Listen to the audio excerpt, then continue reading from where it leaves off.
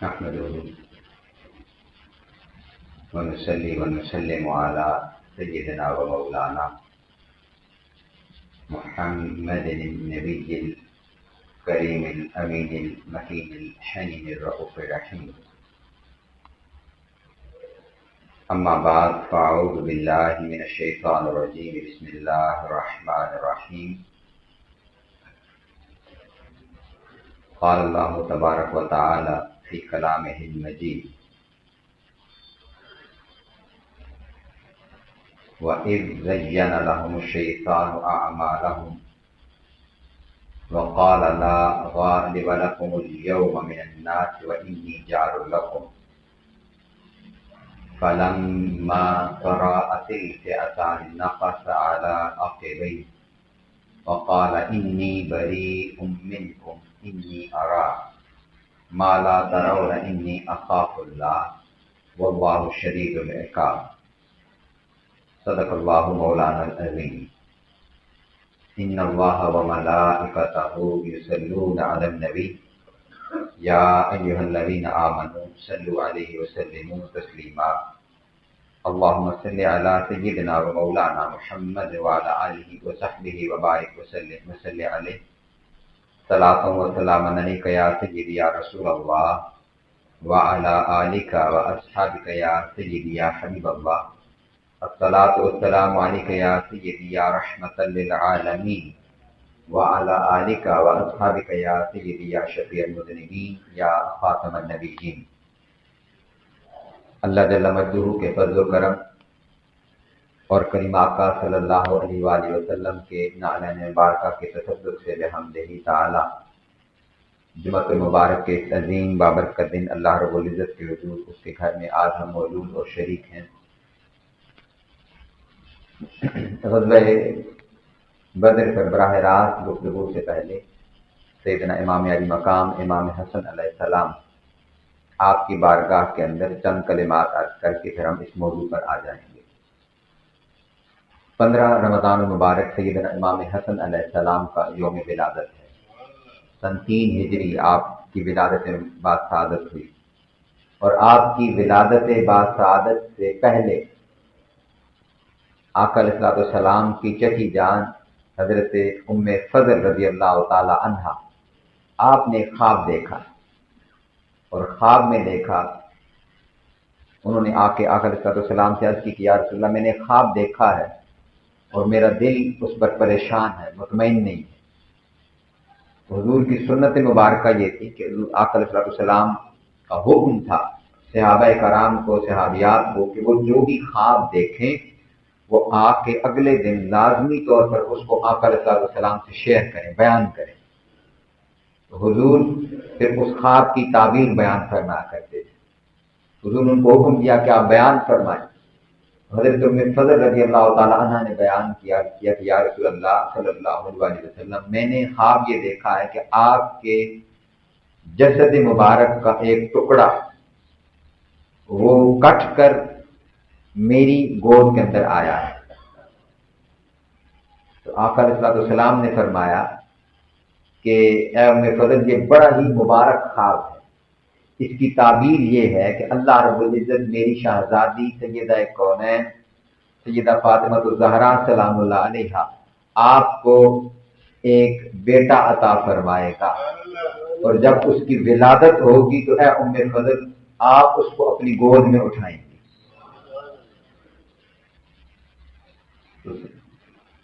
سیدنا امام حسن علیہ السلام یہ آقا علیہ السلام کے گلشن اور حضور کے آنگن کی پہلی خوشی بھی ہے اور آپ وہ مبارک ہستی ہیں جو سورہ کوثر کی پہلی عملی تفسیر ہے. کیونکہ عاص بن وائل ایک بدبخت مشرک تھا مکہ کے اندر. آقا علیہ السلام کے اپنے شہزادے حضرت عبداللہ، حضرت قاسم، حضرت سید طاہر یہ یکے بعد دیگرے جب ان کا وصال ہوا اس بدبخت نے آقا علیہ السلام سے کہا کہ یہ ابتر ہیں، یعنی ان کی نسل آگے چلنے والی نہیں ہے. اس پر اللہ رب العزت نے سورہ کوثر نازل فرمائی. فرمایا انا اعطیناک الکوثر، ہم نے آپ کو کثرتوں کی بھی کثرت عطا فرمائی. ایک لفظ ہے عربی کے اندر کثیر، یہ کثیر عربی کا لفظ ہے، اس کی بھی جمع ہے کوثر، یعنی کثرتوں کی بھی کثرت عطا فرمائی.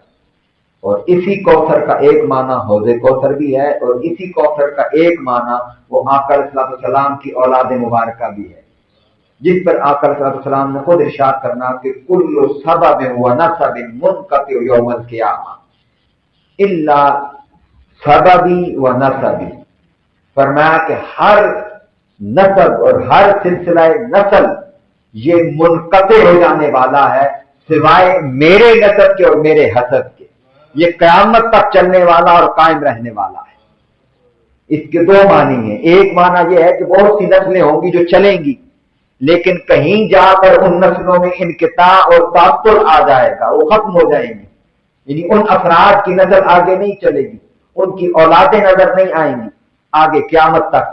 لیکن حضور نے فرمایا میری نسل یہ قیامت تک قائم رہنے والی ہے. یہ ایک معنی. اور دوسرا معنی یہ ہے کہ قیامت کے دن کسی کا حسب نسب اس کو فائدہ دینے والا نہیں ہے. اور اس دن الاخلاء یومئذ بعضهم لبعض، کہ بھائی بھی بھائی کا دشمن ہوگا، باپ بیٹے سے، بیٹا باپ سے، ماں اولاد سے، اولاد ماں سے، ہر ایک دوسرے سے وہ کشاں کشاں رہے گا، دور رہے گا، دشمن ہو جائے گا. اس کو اپنے اعمال کی فکر ہوگی سوائے آقا علیہ السلام کے نسل کے کہ یہ اس دن بھی قائم رہنے والا اور جڑا رہنے والا ہے، اور اس کا فیض اس دن بھی ملنے والا ہے.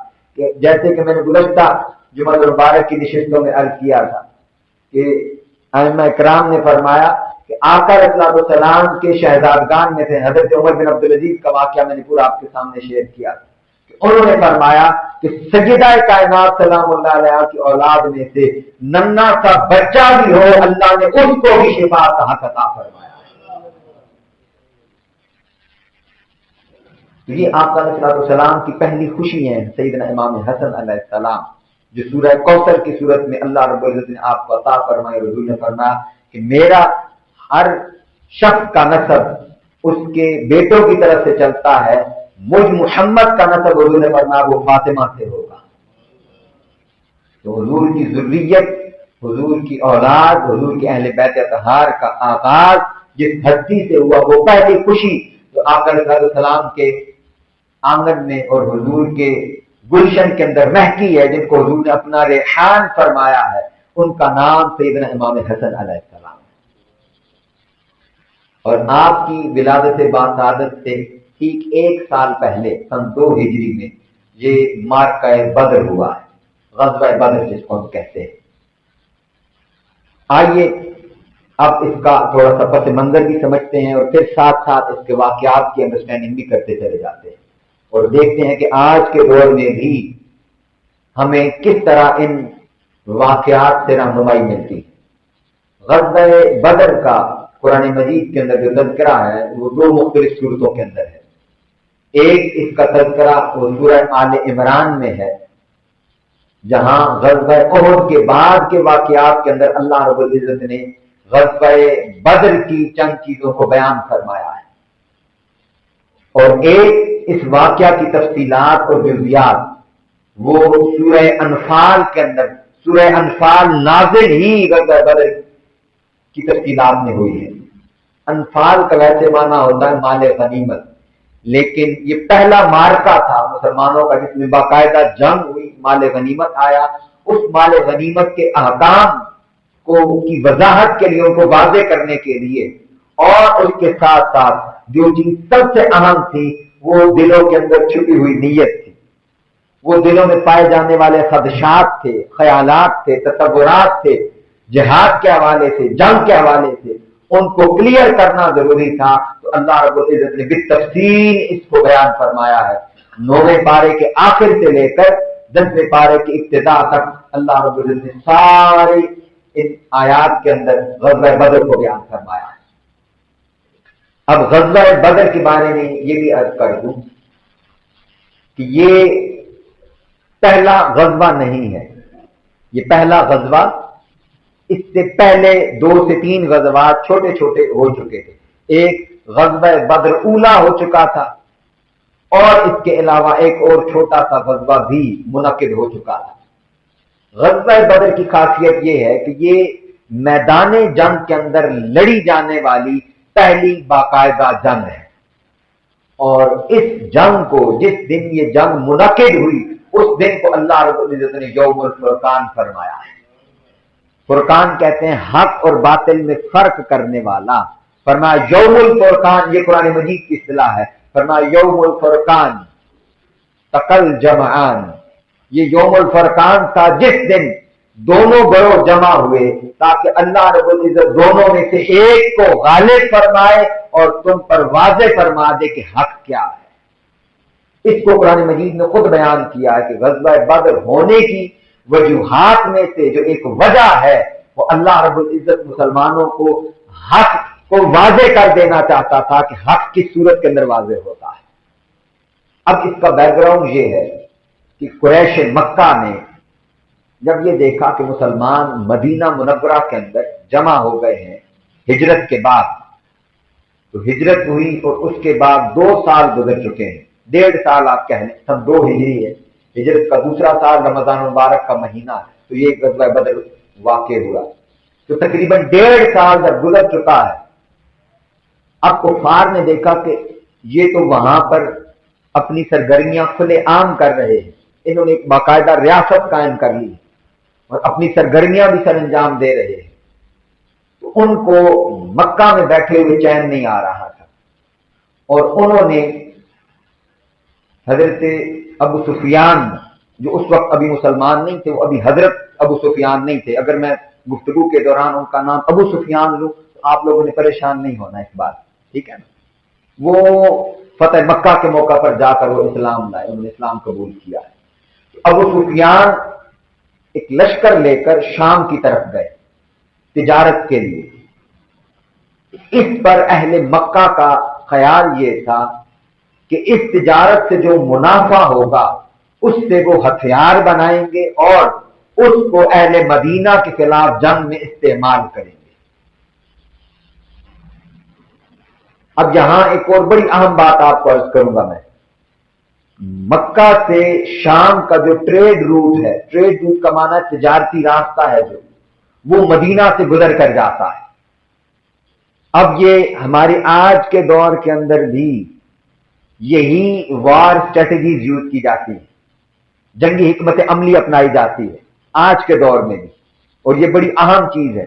اور اس دور کے اندر جب مختلف سلطنتیں تھیں تو اس دور کے اندر انتہائی اہم چیز ہوتی تھی ٹریڈ روٹ، یعنی جس سلطنت کے پاس تجارتی گزرگاہ ہو وہ اس کو فائدہ دیتی تھی، اس صورت میں کہ وہ دیگر سلطنتوں کو اپنے ساتھ شامل کر کے دوست بنا سکتی ہے، اور اگر دوسری سلطنت وہ ان کی دشمن ہے تو ان کی ٹریڈ روٹ کو، ان کے تجارتی سفر کو، ان کے تجارتی راستے کو کاٹا جا سکتا ہے تاکہ ان کو دبایا جا سکے. یہ جنگی حکمت عملی ہے، اس میں کوئی عیب کی بات نہیں ہے. اب ان کی جو تجارتی گزرگاہ تھی وہ مدینہ سے ہو کر جاتی تھی. تو آقا علیہ السلام نے جب مدینہ باقاعدہ ریاست قائم ہو گئی تو حضور نے مختلف جو سرویلنس کرنے والے جو دستے ہوتے ہیں، جن کو گشتی دستے کہتے ہیں، پیٹرولنگ پولیس جن کو آج کے دور کے اندر آپ کہتے ہیں، تو پیٹرولنگ کرنے والے مختلف دستے متعین فرمائے آقا علیہ السلام نے مدینہ کے حدود کے باہر. یہ جو میں نے عرض کیا نا کہ غزوہ بدر سے پہلے بھی چھوٹے چھوٹے 2 غزوات ہوئے، ان کی وجوہات بھی یہی تھی کہ وہ جو چھوٹے چھوٹے قبیلے تھے وہ مدینہ کے حصے میں آنے والی چراگاہوں کے اندر مسلمانوں کے جانوروں کو نقصان پہنچانے کی کوشش کرتے یا ان کی چراگاہوں سے مال لے جا کر جانے کی کوشش کرتے. تو آقا علیہ السلام نے ان کی سرکوبی کے لیے بھی لشکر روانہ فرمائے. میں ابھی چند دن پہلے یہاں آپ کے یہ جو واگا بارڈر ہے نا، اس سے آگے پرلی طرف ایک گاؤں آتا ہے پیڈانا، سنا آپ نے نام؟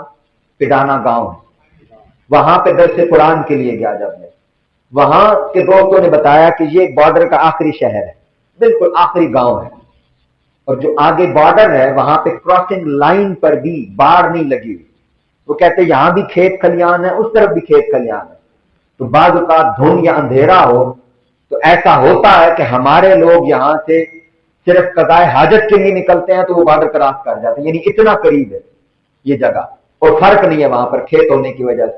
آپ مجھے ایک سوال کا جواب دیجیے گا، کیا انڈیا والے الاؤ کریں گے کہ آپ اپنے جانور شانور چرانے کے لیے یا قضائے حاجت کے لیے بارڈر تھوڑی دیر کے لیے کراس کر لیں؟ بتائیے گا کیا کرتے ہیں؟ وہ پکڑ لیتے ہیں، گرفتار کر لیتے ہیں نا۔ یہ فینومینا اور یہ مسئلہ سمجھ میں آ گیا آپ کہ وہ جو مدینہ کی سلطنت ہے اس کی باہر سرحدیں ہیں، وہاں پر کسی دوسرے کو اجازت نہیں ہے کہ وہ آ کر ان چراگاہوں کے اندر خواہ مخواہ میں یا اپنے جانور چرا لے یا اجازت کے بغیر وہاں چراگاہ سے مال مویشی لے کر کے چلا جائے۔ تو آقا علیہ السلام نے ان کی ناکہ بندی فرمائی باقاعدہ طور سے، اور اپنے وہاں پہ پیٹرولنگ کے دستے متعین فرمائے۔ وہاں آقا علیہ السلام نے اب ایک اور چیز دیکھی جو آج کی ماڈرن ڈے کی جنگوں کے اندر استعمال ہو رہی ہے، اس کو کہتے ہیں انٹیلیجنس کا نظام۔ آپ کہتے ہیں نا کہ فلاں ملک کی انٹیلیجنس بڑی تیز ہے، جیسے آج کل بھی جب جنگ لگی ہوئی ہے تو محترم سید علی خامنئی صاحب جب شہید ہوئے تو کہتے ہیں جی ان کے خلاف ان کی انٹیلیجنس بڑی تیز تھی اسرائیل کی، جس نے ان کی پوری اس کی ریکی کی اور ریکی کر کے بتایا کہ وہ کس دن کہاں پر بیٹھنے والے ہیں۔ یہ جو انٹیلیجنس کا نظام اور سسٹم ہے، دنیا کو یہ عطا کرنے والی ذات آقا علیہ السلام کی ذات مبارکہ۔ یہ آقا علیہ السلام کی انٹیلیجنس تھی جس نے یہ بات بتائی کہ ابو سفیان کی سربراہی کے اندر ایک تجارتی قافلہ جا رہا ہے جو شام سے مال لے کر کے آ رہا ہے۔ آقا علیہ السلام نے صحابہ کرام کو حکم دیا کہ جاؤ اور اس قافلے کو پکڑ لو، اللہ رب العزت اس کی وجہ سے تمہیں فراخی عطا فرمائے گا۔ اب مسلمان نئی نئی ریاست ہے، سب کچھ ہجرت کے وقت مکہ میں اپنا چھوڑ کر آئے ہیں، تو اس بات میں یاد رکھ لیے جو میں بات اب کرنے جا رہا ہوں اس میں کوئی عیب والی بات نہیں ہے، یہ کوئی نقص کی بات نہیں ہے، کوئی گستاخی کی بات نہیں ہے۔ ان کے دلوں میں یہ خیال تھا کہ اگر ہمیں یہ قافلہ حاصل ہو جائے گا تو ہمیں اچھا خاصا مال مل جائے گا، اس میں کسی کی تنقید کی کوئی بات نہیں ہے۔ جب آپ کے حالات کمزور ہیں، آپ سب کچھ ہجرت کے وقت اپنا قربان کر کے پیچھے چھوڑ کر چلے آئے اور اب آ کر اس ریاست میں مقیم ہے اور جہاں پر بھی معاشی حالات وہ بہتر نہیں ہے، تو اس میں کوئی حرج نہیں کہ اگر دلوں کے اندر یہ خیال پیدا ہو کہ ہم جائیں اور اس قافلے کو حاصل کر لیں تاکہ یہاں سے بہت سارا مال ہمیں میسر آ جائے۔ لیکن اللہ رب العزت قرآن مجید میں فرماتا ہے، اس کو اللہ پاک نے قرآن مجید میں نقل کیا سورہ انفال کے اندر، فرمایا تمہاری خواہش یہ تھی کہ وہ جو دو قافلے تھے ان میں سے ایک قافلے کو تم جا پہنچتے اور اس سے تمہیں بہت سارا مال حاصل ہو جاتا۔ وہ قافلہ ابو سفیان کا قافلہ تھا جس میں مال تھا، دوسرا قافلہ وہ ابو جہل کا قافلہ تھا جو بعد میں جس کا تذکرہ میں کرنے لگا۔ ہوا یہ آقا علیہ السلام کی انٹیلیجنس رپورٹ نے جب یہ بتایا کہ ابو سفیان کا قافلہ یہ مال لے کر یہاں سے گزرے گا، حضور نے جب صحابہ کرام کے دستے بھیجے وہاں پر، ادھر ابو سفیان کو یہ خبر ہو گئی کہ مسلمان اس پر حملہ کرنے لگے ہیں اور وہاں سے ان کا مال حاصل کرنے لگے، تو انہوں نے اپنا روٹ بدلا اور وہ تیزی کے ساتھ مکہ کی طرف آگے چلنے لگے، اور مکہ انہوں نے پیغام پہنچا دیا کہ مسلمان تمہارا مال لوٹنے والے ہیں، فوراً مدد کو پہنچو۔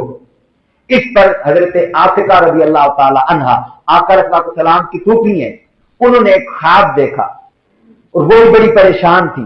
انہوں نے آقا علیہ السلام کے چچا حضرت عباس رضی اللہ تعالی عنہ سے یہ بات ذکر کی اور ان سے عرض کیا کہ میں نے ایک خواب دیکھا ہے اور میں اس کی تعبیر کے حوالے سے پریشان ہوں اور یہ بات مجھے پریشان کر رہی ہے۔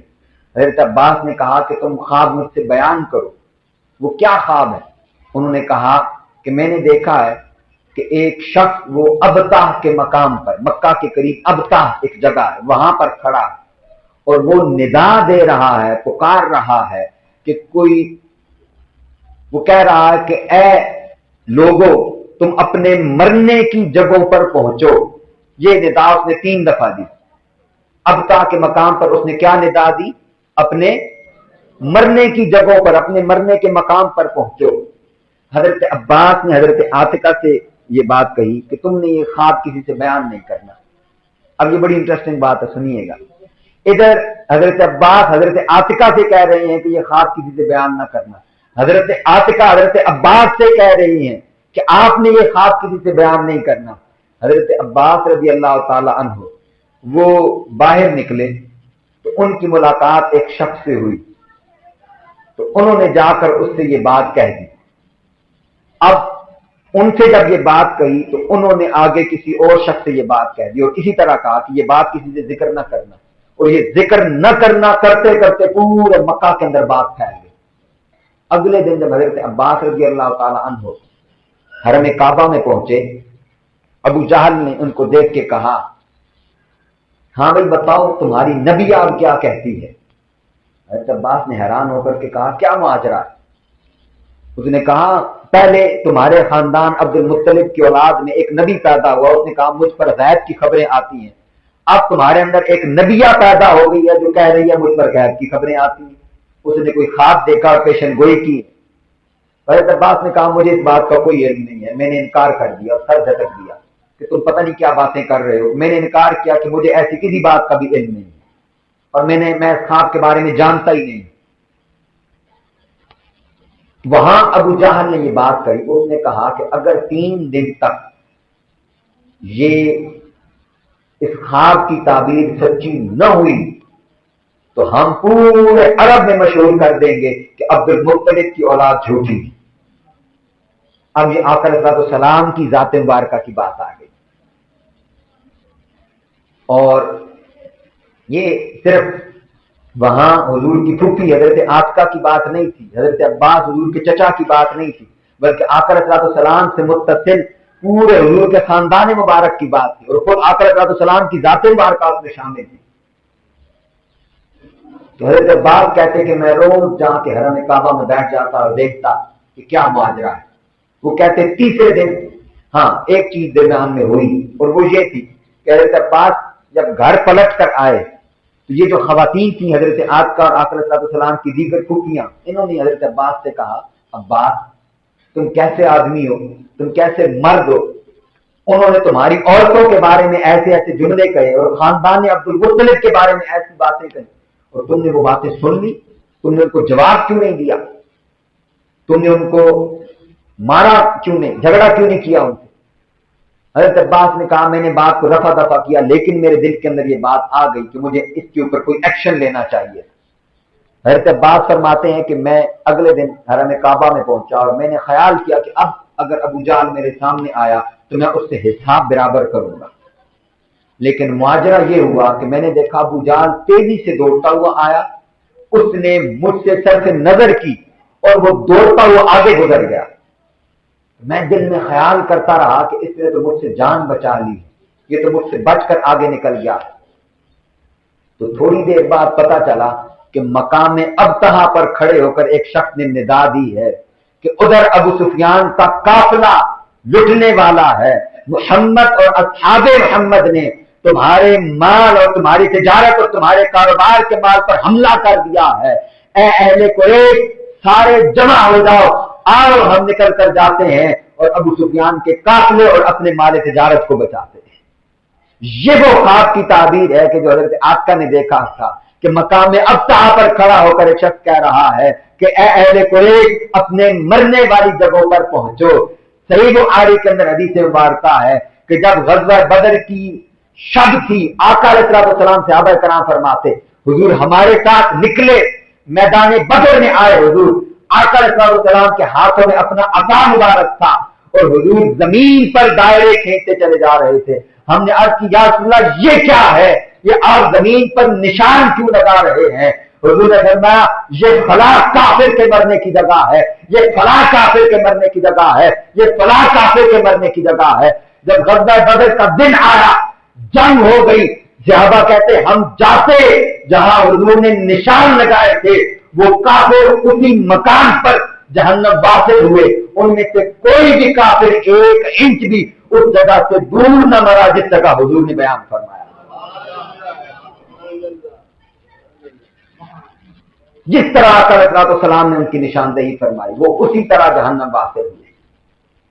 अब जब आका अलैहिस्सलाम का ये लश्कर अबू सुफियान के लश्कर के पीछे था, चलते चलते ये मदीना से 80 किलोमीटर का फासला है बदर का। मैंने अर्ज किया कि कुरान मजीद में अल्लाह रब्बुल इज्जत फरमाता है ये अल्लाह की मंशा थी कि वो हक को वाज़ेह करना चाहता था। अभी मुसलमानों को ये खबर नहीं थी, आका अलैहिस्सलाम को थी, हुजूर ये जानते थे, अल्लाह रब्बुल इज्जत देख रहा था उधर से अबू जहल का लश्कर आ रहा है, वो इनसे लड़ने आ रहा है, उधर से वो लश्कर आ रहा था। पहाड़ के इस तरफ मुसलमानों का लश्कर था, दूसरी तरफ काफिरों का लश्कर था। अबू सुफियान का लश्कर दूर जा चुका था।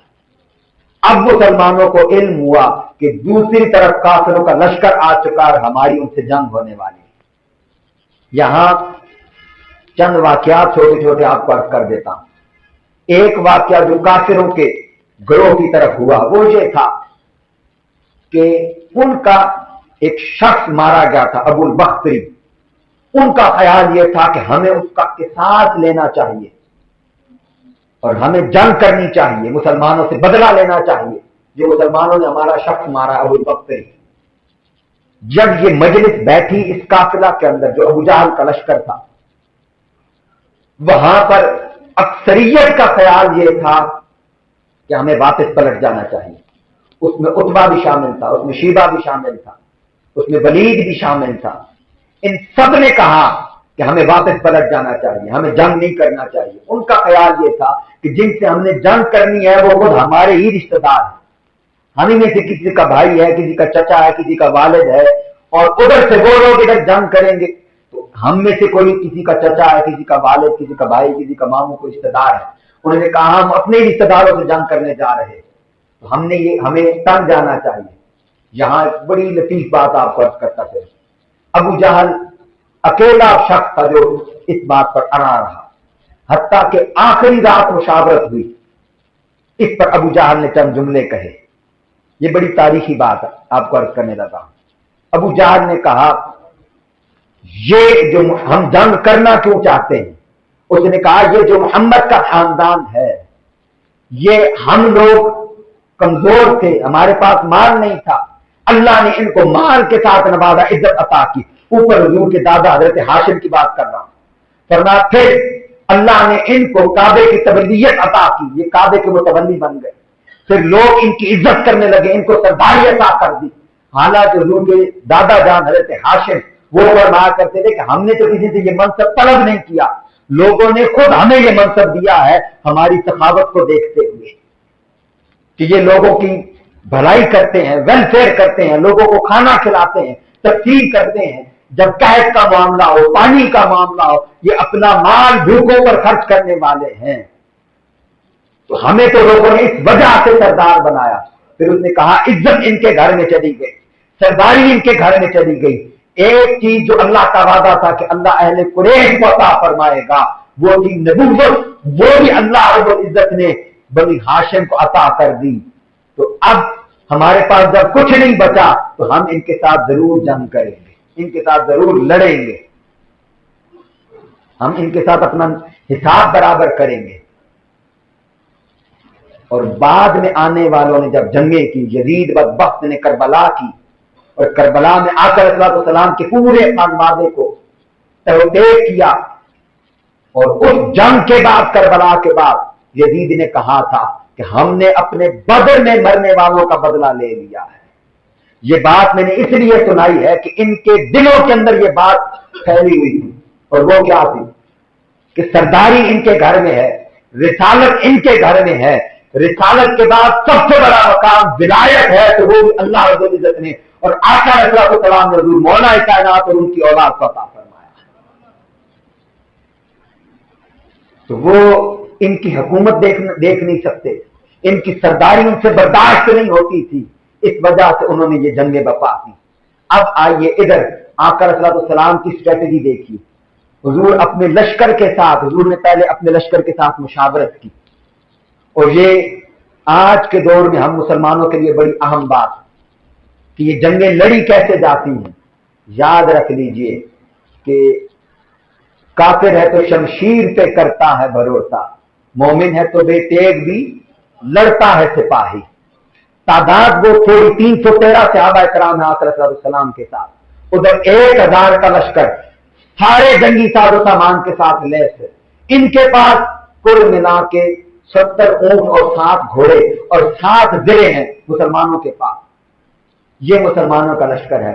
आका सलाम ने सहाबा कराम को मुखातिब करते हुए फरमाया कि अब वक्त है कि मुमकिन है कि अगर आगे चलकर हमारी जंग हो जाए तो तुम्हारा क्या ख्याल है।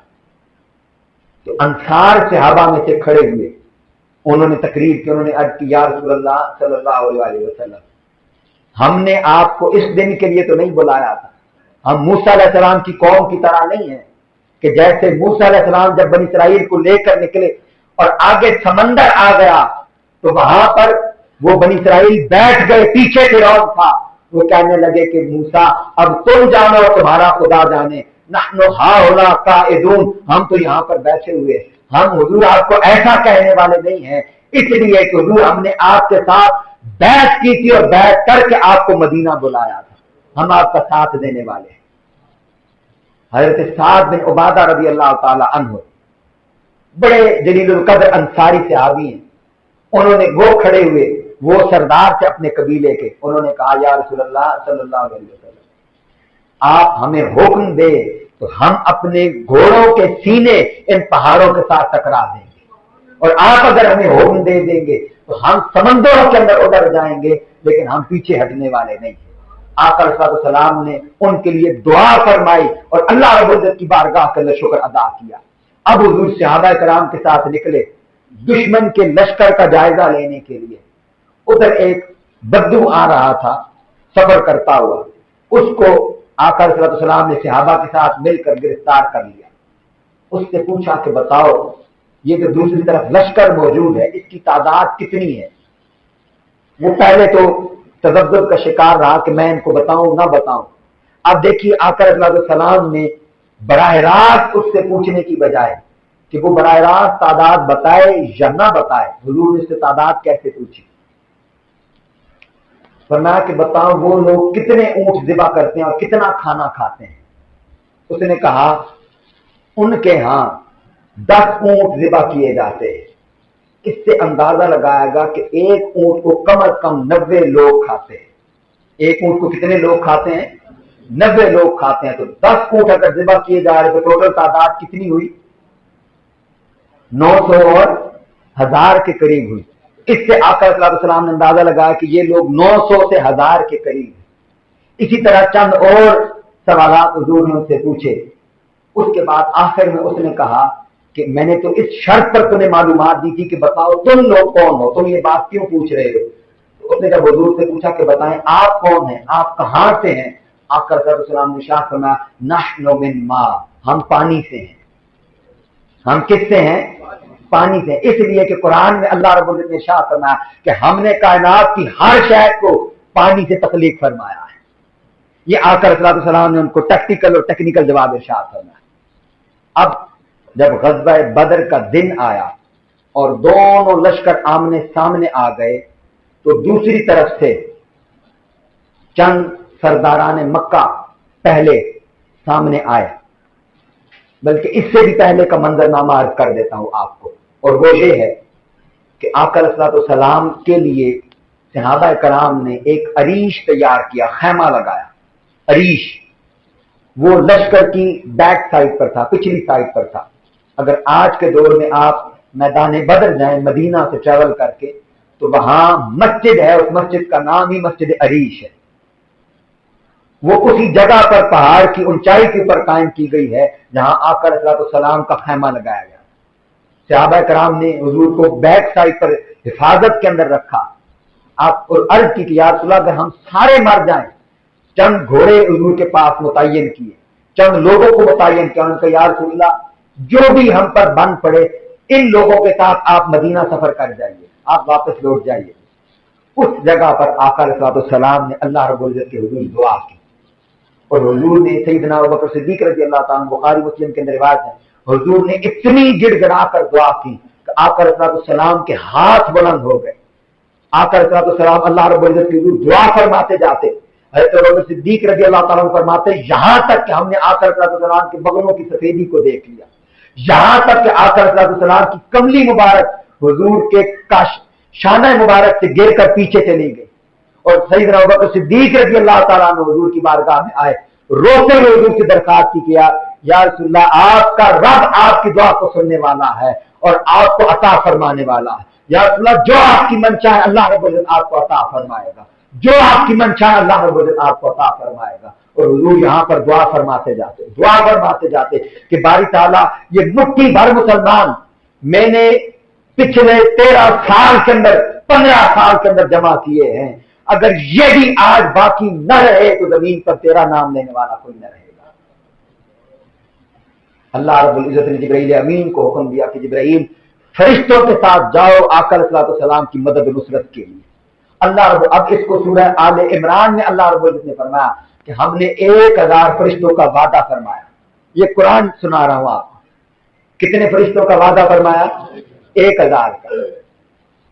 آقا علیہ الصلوۃ والسلام نے صحابہ سے فرمایا اللہ رب العزت ہمیں 3000 فرشتوں سے ہماری مدد فرمائے گا۔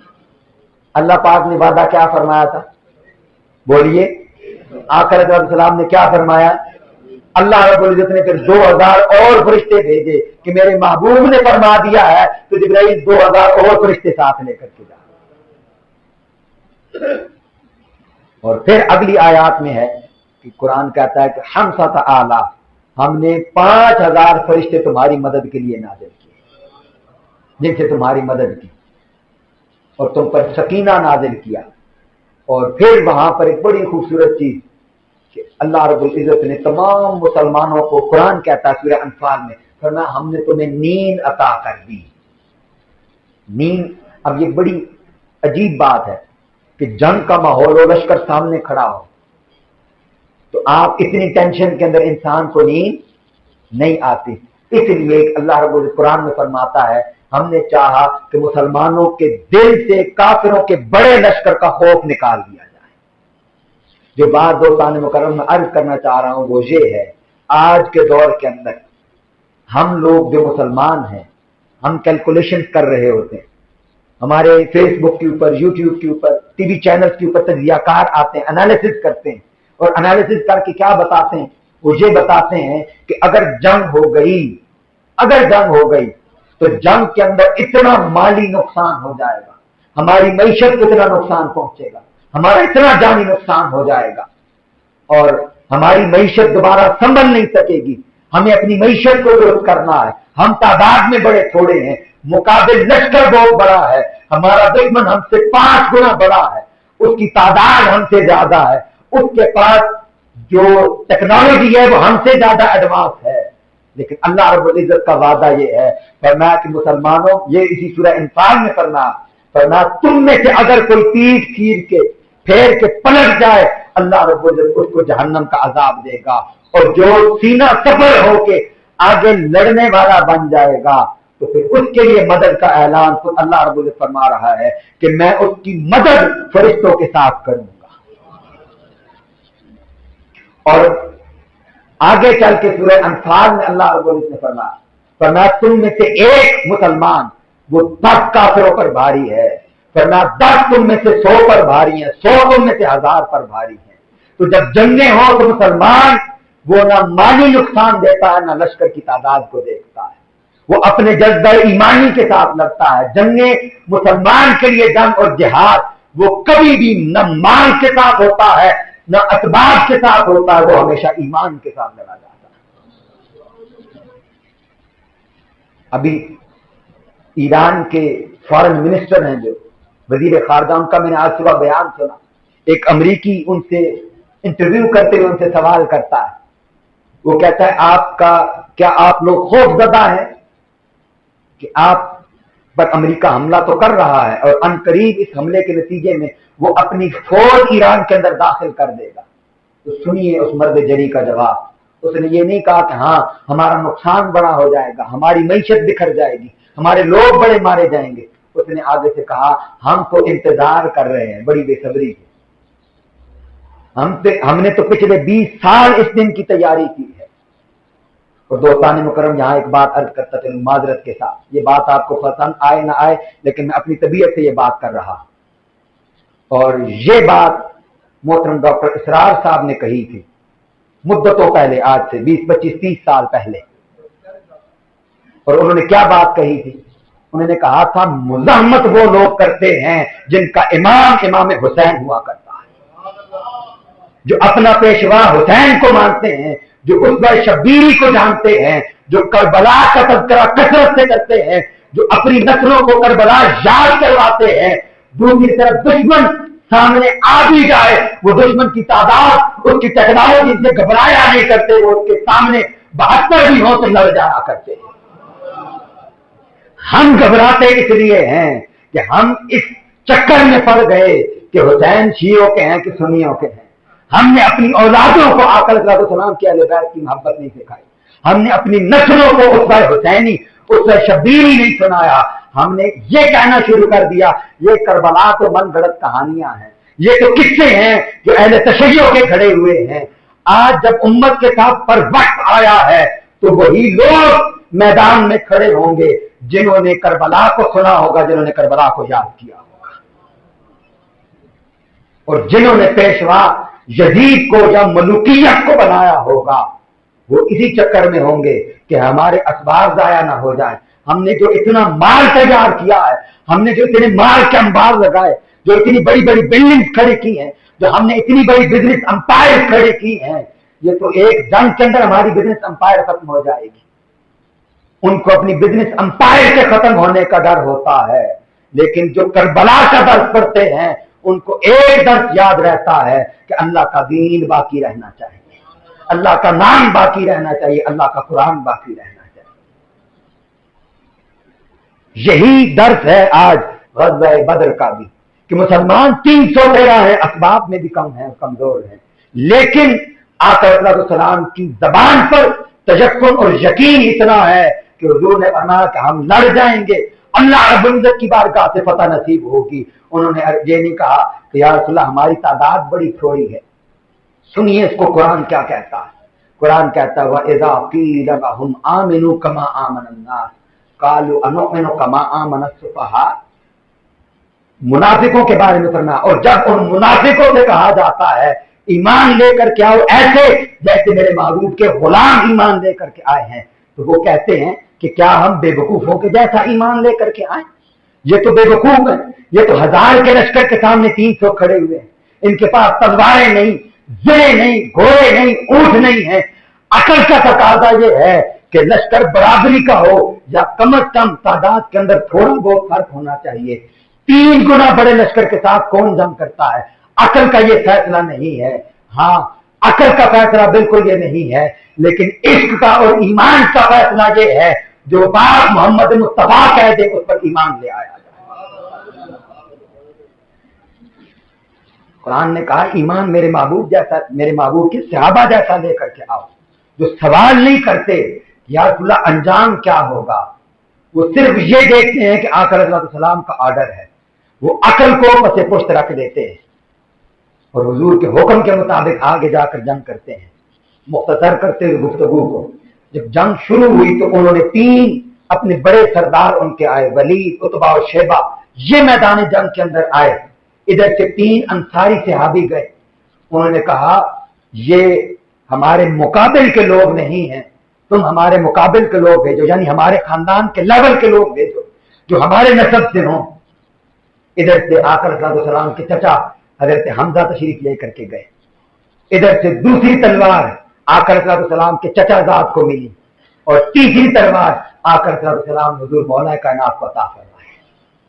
یہ تینوں جب میدان کے اندر گئے تو ان میں سے ایک ان کا نام حضرت حارث ہے، آقا علیہ السلام کے چچا زاد، ان کو چھوڑ کر حضرت حمزہ نے بھی اور حضور مولا کائنات نے بھی اپنے دشمن کو تہو کر دیا، اس کو جہنم واصل کر دیا۔